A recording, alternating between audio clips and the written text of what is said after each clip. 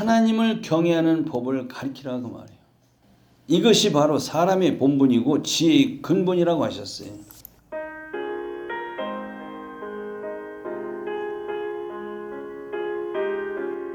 성경 말씀은 구약성경 출애굽기 20장 12절을 보겠습니다.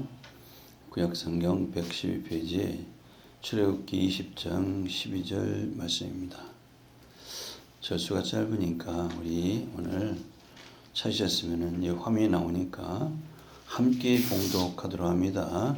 내 부모를 공경하라. 그리하면 너희 하나님 나 여호와가 내게 준 땅에서 내 생명이 길리라. 아멘. 5월은 되게 이제 가정의 달이라고 하는데 이 세상에 읽을 책이 너무 많아요. 책이 정말 차고 넘치는 그런 책들이 많이 나오는데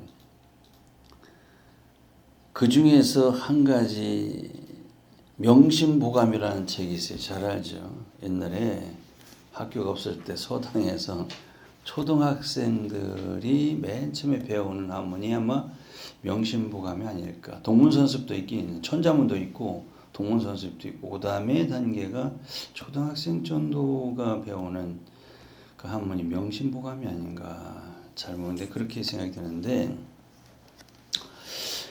이 책의 그 말미에 끄트머리에 이제 부록에 보면은 뭐가 있냐면은 주자 10회운이 있어요. 10회훈. 이거 아시는 분도 다 아실 거예요.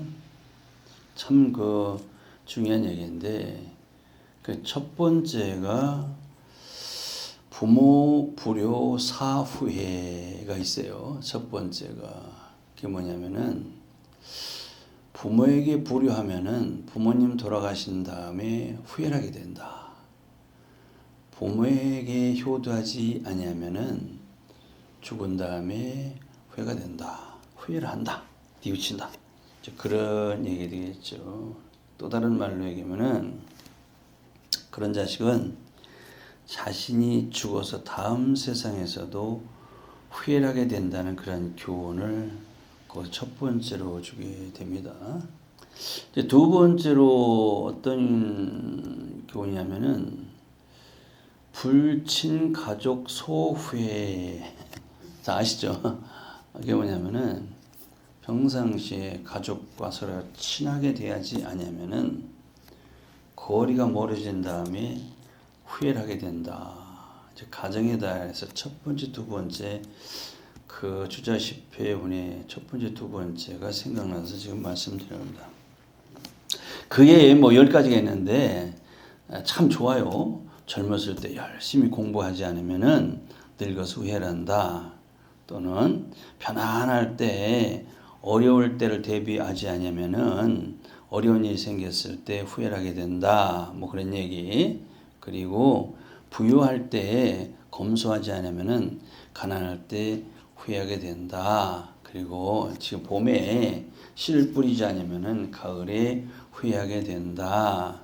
색을 상가하지 않으면 병든 다음에 후회하게 된다. 뭐 이런 얘기. 그래서 이제 술 취해가지고 망을 하면은 술 깬 다음에 후회하게 된다. 이제 그런 얘기.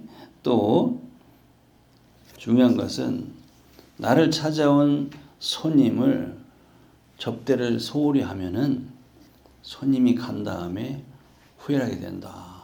이게 이제 주자 10회 훈이라고 하는 겁니다. 그러니까 참 중요합니다. 이것이 살아가는데. 그래서 하나님께서 불친가족 소후에 하나님께서 이게 부모님도 주시고 자녀도 주시고 형제 자매 주셨는데 부모 형제 자녀와 형제들과 서로 사랑하며 살아야 되는데 그렇지 않으면은 살아서도 후회가 될 것이고 죽어서도 후회가 될 것이라는 그런 말씀이죠. 이 명심보감을 보면은 인간이 인간답게 살아가는데 참 좋은 책이에요.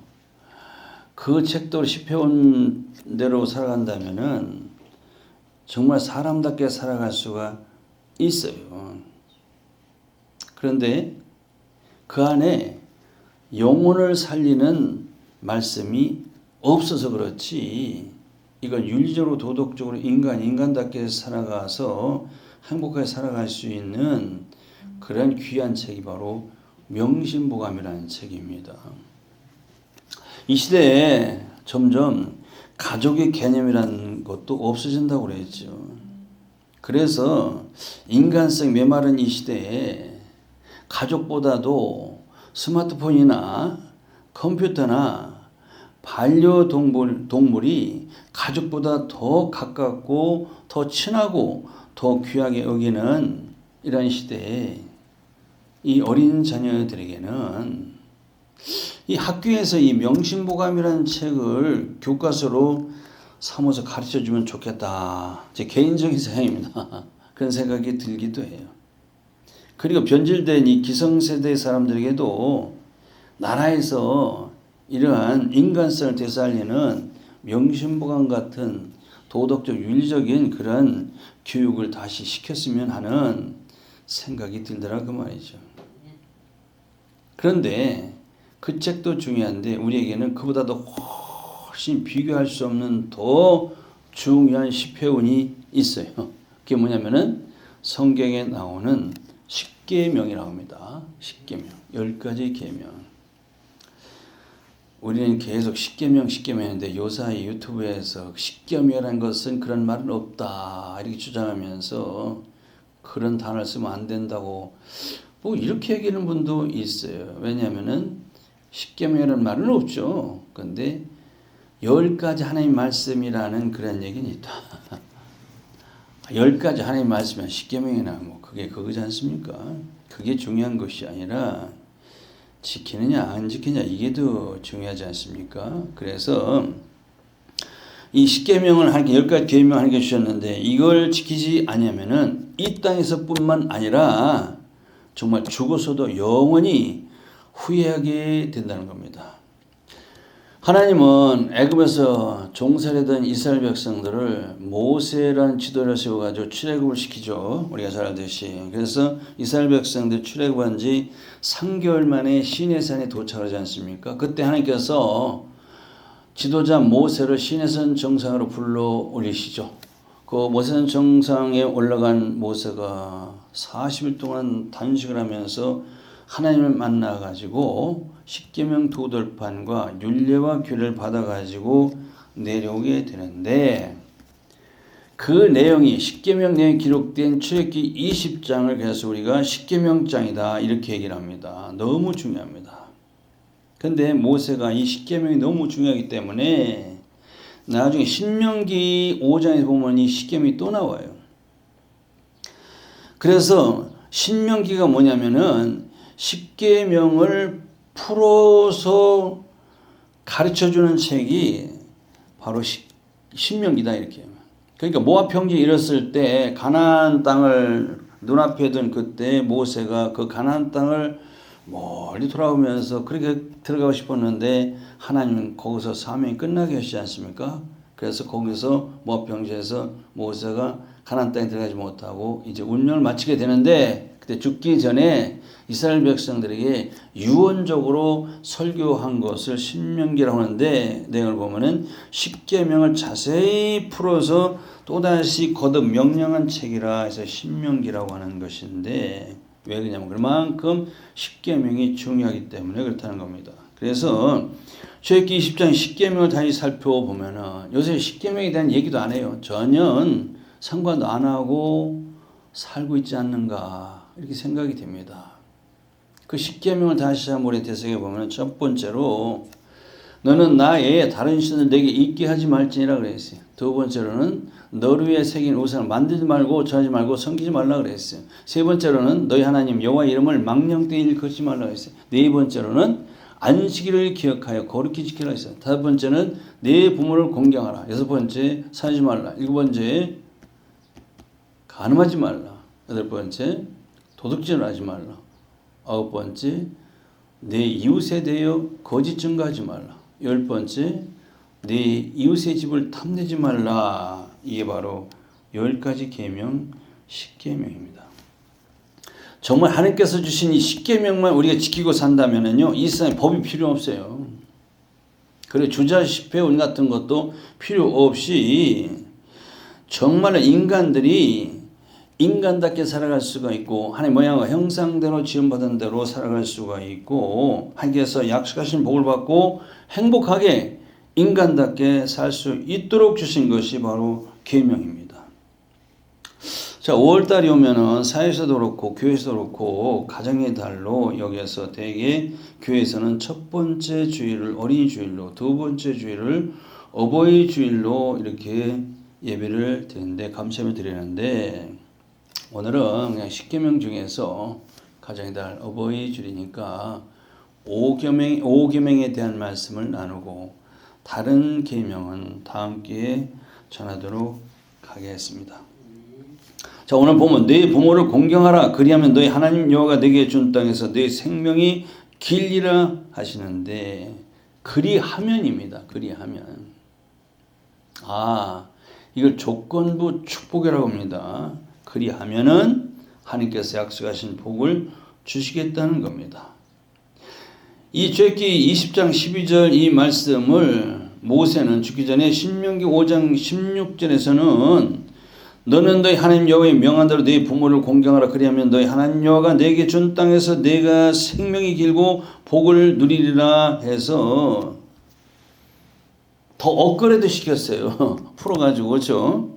거기 보면 두 가지로 네 생명이 길고 복을 누리라 해가지고 두 가지 축복으로 업그레이드해서 풀어 주었어요. 이 계명을 신약에서 사도 바울은 더 자세히 풀어가지고 에베소서 6장 1절 3절에서 우리 가르쳐 주는데 에베소 6장 1절 3절 봅시다. 자녀들아 너희 부모를 주 안에서 순종하라 이것이 옳으니라. 네 아버지와 어머니를 공경하라 이것이 약속에 있는 첫 계명이니 이는 네가 잘되고 땅에서 장수하리라. 더 자세하게 하나님께서 그리하면 조건부 축복을 주신 것을 더 자세히 풀어서 다시 재확인시켜 주었습니다. 그래서 이 땅에서 이렇게 부모를 공경해서 복을 받고 장수를 해야 되는데 그런데 하나님께서 약속하신 이 말씀에 문제가 있어요. 하나님께서 문제가 있는 게 아니라 우리들에게 문제가 있다니까요. 그러면은 부모가 없는 사람은 어떻게 하느냐 그 말입니다. 그렇죠? 그런 사람은 이 계명을 지킬 수도 없고 하나님께서 약속하신 복을 받지도 못하고 장수도 못하게 되는데 그러면 그런 사람들은 이 하나님께서 주신 어마어마한 이 축복의 약속이 그림의 떡이 되지 않습니까? 아무 소용없는 계명이 되어서 정말로 낙심이 되는 분들이 너무나도 많게 될 거예요. 저도 그 중에 한 사람이었었어요. 저도 이 말씀을 깨닫기 전에는 이렇게 좋은 축복의 약속이 있는 10계명, 5계명은 나와는 아무 상관이 없구나 해서 굉장히 실망스럽고 굉장히 나와는 상관이 없는 말씀이다 해가지고 예면한 때가 있었어요. 왜 그러냐면은 저도 내가 이 세상에 태어난 지 두 돌도 되기 전에 만 3살도 되기 전에 집의 나이를 만 3살이라고 하죠. 두 돌도 되기 전에 부친이 돌아가셨어요. 근데 이 부친은 내 모친에게 나를 잉태하게 해놓고 나를 낳게 해놓고 직장이 서울이기 때문에 충청도 시골에서 결혼을 했지 않습니까? 고향에서. 근데 서울로 가셔가지고 내 모친은 나를 낳고서 시골 고향집에 있게 됐단 말이에요. 그러니까 나는 이 세상에 태어났어도 아버지 얼굴도 제대로 보지도 못하고 얼굴도 기억이 없을 뿐더러 아버지 음성도 전혀 들어본 적도 없고 그렇죠. 아버지 사랑도 받지 못한 어린아이였었어요. 제가. 거기다가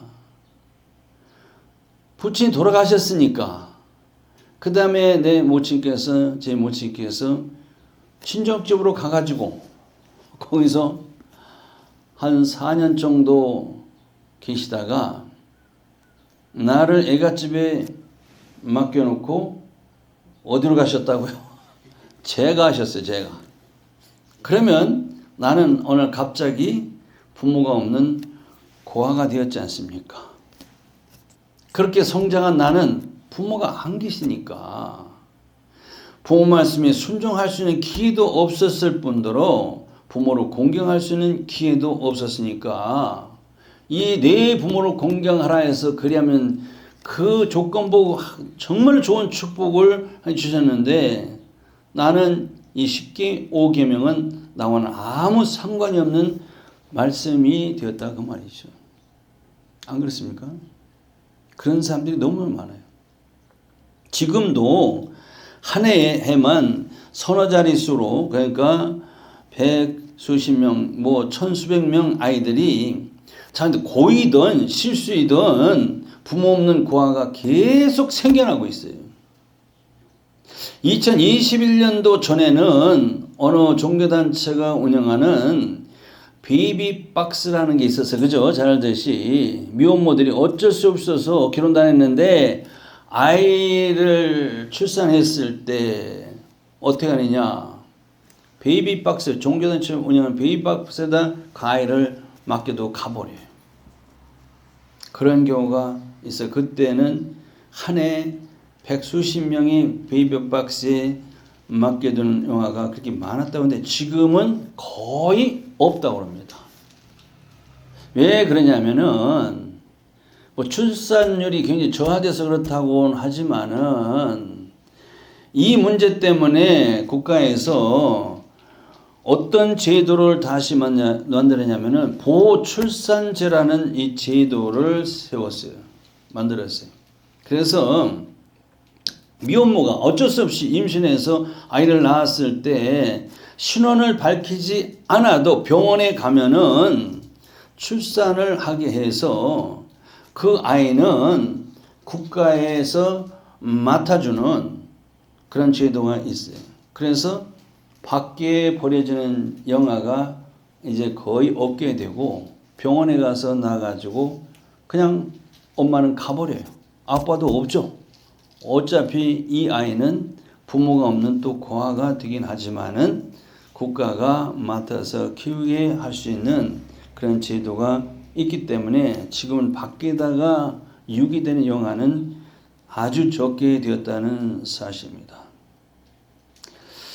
그들은 고아와 마찬가지죠. 거기다가 부모도 모른 채 죽어간 영아들과 어린이 얼마나 많습니까? 그렇다면은 부모를 모르고 없는 이들은 이 계명이 정말 필요 없는 계명이 되는데 하나님 말씀에 10개 5계명이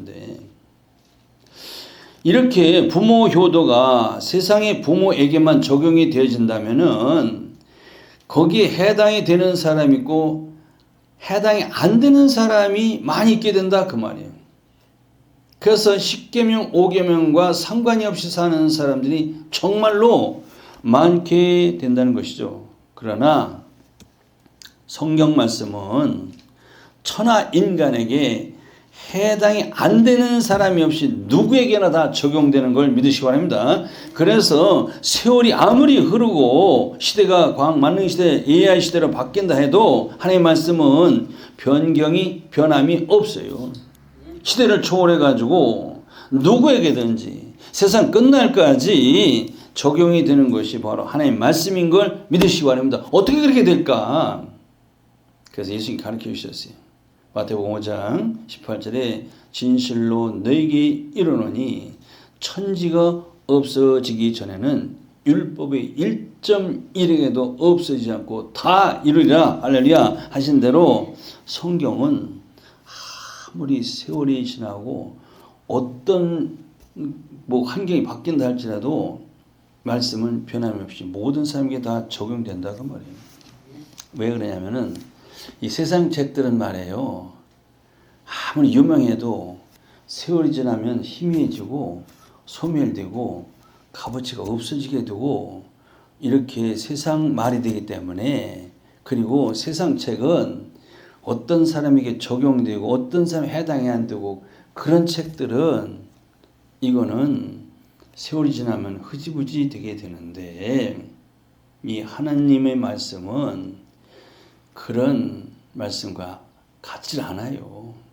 왜 그러냐면은 영적인 하늘 차원의 말씀으로 영적으로 이 말씀 해석되어질 때 여기에서 해당이 안 되는 사람이 없는 것이 바로 말씀인 걸 믿으시기 바랍니다. 모든 사람에게 해당이 된다 그 말이에요. 그래서 우리는 이런 때 부모에 대한 개념 정리가 꼭 필요해요. 부모는 말 그대로 아버지 어머니가 부모지 않습니까? 근데 이 시대에 한부모 가정도 너무나도 많아요. 그렇죠? 양부모 있는 가정도 있지만은 한부모 가정도 굉장히 많지 않습니까? 이제 부모는 두 부모가 있는데 부모는 땅의 부모가 있고 또 하늘의 부모가 있다는 것을 꼭 개념 정리를 하셔야 돼요. 우리가 잘 아는 이 땅의 부모는 눈에 보이는 실제로 나를 낳아주신 부모지 않습니까? 길러주신 육적 부모가 있고 그런데 눈에 안 보이는 부모는 이 땅에 나를 낳아준 육의 부모를 통해서 그에게 선물로 나를 낳게 해주시고 길러주신 하늘 부모가 하신 일이라 그 말이에요. 그래서 하나님은 이 보이는 눈에 땅에 보이는 이 부모를 통해서 눈에 안 보이는 하늘의 부모를 알게 해 주시는 겁니다. 그래서 이 땅에 있는 부모를 통해서 하늘의 부모를 알게 해 주셨기 때문에 아무리 학교에서 유인원이 거저 진화돼 가지고 사람 인간이 되었다는 진화론을 가지고서는 그것만 가르치면은 하늘의 부모가 되시는 하나님을 죽었다 깨어나도 알 수가 없어요. 먼저 육의 부모를 먼저 보이는 육의 부모를 통해서 보이지 않는 하늘의 부모를 깨닫게 주셨다는 겁니다. 그래서 성경은 히브리서 8장 5절에 보면은 뭐라 했습니까? 저희 섬기는 것은 하늘에 있는 것들의 모형이요 그림자라 하신 말씀대로 이 땅에서 우리가 육적으로 섬기는 부모가 결국 하늘의 부모 되신 하나님의 모형이요 그림자가 된다는 겁니다. 그러니까 육의 부모와는 우리가 영원히 살 수가 없어 헤어지는 거예요. 그래서 하나님은 먼저 레위기 19장 3절에 보면은 너희 각 사람은 부모를 경외하고 그랬어요. 그리고 나서 레위기 19장 14절에 보면은 네 하나님을 경외하라 해서 이 경외라는 말을 부모에게 사용하셨어요. 이 성경에서 경외라는 말이 나오는데 이 경외는 하나님께만 쓰는 단어입니다. 인간에게는 이 경외라는 말을 쓸 수가 없는 단어가 바로 경외예요. 하나님께만 하는 것인데 근데 육의 부모에게도 경외하라 해가지고 하나님과 동등한 위치로 여겨주신 것이 왜 그러냐면은 눈에 보이는 부모가 하나님의 대리자 역할을 하기 때문에 그렇다는 겁니다. 그래서 하나님의 모형과 그림자인 부모님이 그렇게 중요하다는 거예요. 이걸 모르면은 하늘 부모 되신 하나님을 알 수가 없는 거예요. 눈에 보이는 부모를 통해서 눈에 안 보이는 하늘의 부모를 알게 하셨다 그 말이죠. 그래서 눈에 보이는 이 부모 공경이 그렇게 중요한 것처럼 하늘에 계신 눈에 안 보이는 하나님을 공경하는 것이 그렇게 중요하다는 것이 바로 성경의 핵심이라는 것을 꼭 알아두시기 바랍니다. 그래서 5계명 네 부모를 공경하라 하시는데 당연히 땅의 부모를 그렇게 잘 모시고 섬기라 하시면서 그렇게 하늘 부모 되신 하나님 모시고 잘 섬기라 그리하면 그렇죠. 그리하면은 내가 땅에서도 잘 되고 복을 누리고 장수하리라 약속을 주셨다 그 말이에요. 생각해 보세요. 가만히. 아 눈에 보이는 나를 진짜 낳아주시고 양육하신 그 부모님을 잘 공경하면은 잘 섬기면은 땅에서도 잘 되고 장수의 축복을 주시다 했는데 어떤 사람에게 그게 해당이 되지만은 어떤 사람은 해당이 안 되는 사람도 있어요. 그렇죠? 아, 저 사람은 정말 효자야. 그 부모님을 그렇게 잘 공경하고 모셨는데 부모보다 먼저 죽네.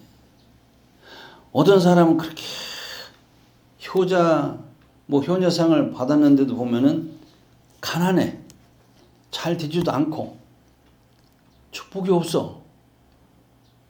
그런 경우도 있지 않습니까? 그러니까 육적으로 땅의 부모를 잘 섬기고 공경하면은 하나님께 약속하신 복을 받을 수도 있고 받지 못할 수도 있다는 거예요. 그래서 하나님 말씀은 하나님을 눈에 안 보여 하늘에 보고 하나님을 잘 섬기고 공경하면은 반드시 그 약속이 이루어집니다. 반드시 그 영혼이 잘 되고 하나님 나라 가서 영원토록 사는 그 장수 영생을 누리게 된다는 사실, 그게 바로 핵심인 걸 믿으시기 바랍니다. 그렇게 알아두셔야 돼요. 그냥 육적인 부모에게 해당되는 말씀이라면 제가 서두에 말씀드린 대로 어떤 사람에 해당되고 어떤 사람에 해당이 안 되고 어떤 사람이 볼 받고 어떤 사람이 볼 못 받고 이렇게 되니까 그게 이상하다. 하나님 말씀은 그냥 세상적인 얘기로 끝나 상식적인 얘기가 아니라고 했죠. 제가 언제든지 상식적인 얘기가 아니에요. 바로 영적인 하늘의 말씀이기 때문에 반드시 약속하신 말씀은 그대로 이루어진다는 사실을 믿으시기 바랍니다. 그래서 성도는 반드시 두 부모를 잘 모시고 섬겨야 돼요. 그런데 이렇게 부모가 없거나 일찍 돌아가셔가지고 없는 사람 참 곤란하지 않습니까? 그런데 곤란하지 않아요. 그런 분들도 누가 계시냐? 영원히 살아계신 하늘 부모가 내 곁에 항상 계시다는 거. 이 개념이 있어야 됩니다. 그래서 항상 나에게 계시는 늘 계시는 하늘 부모 하나님이 내 계시니까 그 하늘 부모 하나님을 잘 섬기게 되는 것이 바로 성경의 핵심이에요. 이 시대는 정말 부모 공경을 잘 안 하는 시대라고 해가지고 저도 마찬가지지만은 부모님의 위기 시대라고 되게 얘기를 합니다. 그래서 뭐 대한민국이 뭐 선진국 문턱에 뭐 들어섰네, 뭐 세계 경제대국 10위권 안에 뭐 들어섰네 자랑하는 대한민국인데, 근데 부끄럽게도 노인 자살률이 세계 제일이라는 부끄러운 나라가 지금 현실이 되어 있지 않습니까? 이렇게 되니까 부모들의 마음이 굉장히 아파요. 눈에 보이는 육의 부모가. 그러면은 누구의 마음이 아프시다고요? 육의 부모 마음이 아프면은 하늘 부모 하나님의 마음도 아프시다는 사실을 꼭 알아두셔야 돼요. 그런 세상에서 그렇게 살아가는 사람들에게 하나님이 조건부로 약속하신 하늘의 축복을 주시겠는가를 우리 성도들은 심각하게 생각해 봐야 한다는 겁니다. 이제 어린이날이 이제 내일모레가 되는데 어린이날에 대해 생각을 잠깐 해봐야 돼요. 이 시대에 어린 자녀들이 학대를 많이 받고 버림을 많이 받게 되는 소식을 뉴스를 보게 되는 것인데, 누가 그렇게 어린 자녀를 학대하고 버리느냐? 남이 그러는 게 아니에요. 통계에 의하면은 그렇게 어린이 학대를 하고 버리는 자들이 70%가 부모가 그렇게 한답니다. 부모가 그렇게 학대하고 버린다는 거예요. 자, 그렇게 부모의 사랑도 받지 못하고 학대를 받아서 버림받은 자녀들이 성장을 한다면은 어떤 현상이 나냐면은 반대급부로 부모가 늙어지면은 그런 노인들을 학대를 한다는 거예요. 그렇죠? 누가 이 시대에 늙은 부모를 학대합니까? 누가? 남이 그러는 게 아니에요. 바로 어려서부터 부모 공경을 배우지 못해서 부모 사랑을 받지 못하고 자란 자녀들이 결국 부모를 학대한다는 겁니다. 자녀들이. 그래서 하나님은 잠언서 22장 6절에 마땅히 행할 길을 아이에게 가르치라. 그러면 늙어도 그것을 떠나지 아니하리라고 우리에게 가르쳐 주셨어요. 어린 자녀들에게 마땅히 행할 길을 가르치라는 거예요. 아이들에게, 자녀들에게 마땅히 해야 할 길이 뭐냐면은 하나님을 경외하는 법을 가르치라고 말해요. 이것이 바로 사람의 본분이고 지혜의 근본이라고 하셨어요. 그리고 좋은 습관을 몸에 익히게 가르치라는 겁니다. 좋은 습관이 뭡니까? 하나님을 두려워하며 공경하는 그 습관. 그게 뭐냐면은 예배하는 습관, 예배드리는 습관, 기도하는 습관, 찬송을 드리는 그 습관, 말씀을 배워서 말씀에 입각한 삶을 살아가도록 하는 그 습관이 되게 하는 거예요. 그러니까 꼭 주일학교만 갈 필요가 없고 어른들하고 같이 예배드리면 아무 상관이 없어요. 성경에서 주일학교는 따로 드리라 하는 거 없어요. 다 같이 함께 예배드렸어요. 상관이 없어요. 근데 편의상 그렇게 하는데, 그래서 주일학교가 굉장히 중요하긴 해요. 그래서 아무리 지식을 가르쳐주는 학교에서는 이 마땅 행할 길을 가르쳐주지 못해요. 안 한단 말이에요. 어디에서? 교회에서 가르쳐줘야 된다는 것이죠. 그리고 잘못된 습관을 절제하는 생활을 하도록 가르쳐야 돼. 근데 잘못된 습관을 절대로 나무라지 않고 절제하게 하는 것을 가르치지 않는 것이 오늘의 현실인데 참으로 안타깝습니다. 그래서 교회에 아이들을 보내야 될 이유가 바로 거기 있다는 것이고, 주일학교가 그래서 중요한 거예요. 그런데 코로나 팬데믹 이후에 주일학교가 완전히 다 무너져 버렸어요. 아주 심각한 문제가 되어버렸죠. 내가 다시 젊다면은, 내가 지난번 목회할 때도 아이들에게 굉장히, 작년보다도 저는 아이들에게 굉장히 신경을 썼어요. 주일학교. 두 전사님에게 그걸 맡기고 적극적으로 하려고 그래요. 그들이 희망이에요. 그렇죠? 그들 앞으로 자라서 교회 이끌어가고 하나님 나라를 번창시켜야 될 어린아이들이 되는데, 지금 보면은 다 무너져서 전혀 신경을 안 씁니다. 그것이 참 보통 문제가 아니죠. 다시 주일학교가 어린아이들이 그 믿음을 회복하는데 우리가 노력도 하고 기도해야 될 줄로 믿습니다. 말씀을 정리하겠습니다. 결론으로, 부모는 자녀를 선물로 주신 하나님께 감사를 드리고 아끼고 사랑하고 주의 교양과 훈계로 잘 가르치고, 자녀는 부모님을 주신 하나님께 감사를 드리고 공경을 잘하고 하늘의 영원한 부모가 되신 하나님을 공경하고 순종하는 삶으로 이 땅에서도 그렇고 또 우리가 하나님 나라에 가서도 하나님께서 주신 이 약속의 축복을 누리며 살아가면서 후회 없는 삶을 살아가야 될 줄로 믿습니다. 기도합니다. 하나님, 오늘 어린이 주일, 어버이 주일을 겸하여서 예배드리는데 무너진 부모 공경과 무너진 자녀 교육에 대해서 하나님께 간절히 간구합니다. 회복시켜 주셔서 정말로 하나님 나라가 이 땅에 다시 번성할 수 있는 그런 은혜를 꼭 내려 주시옵소서. 예수 그리스도로 감사하며 기도합니다. 아멘.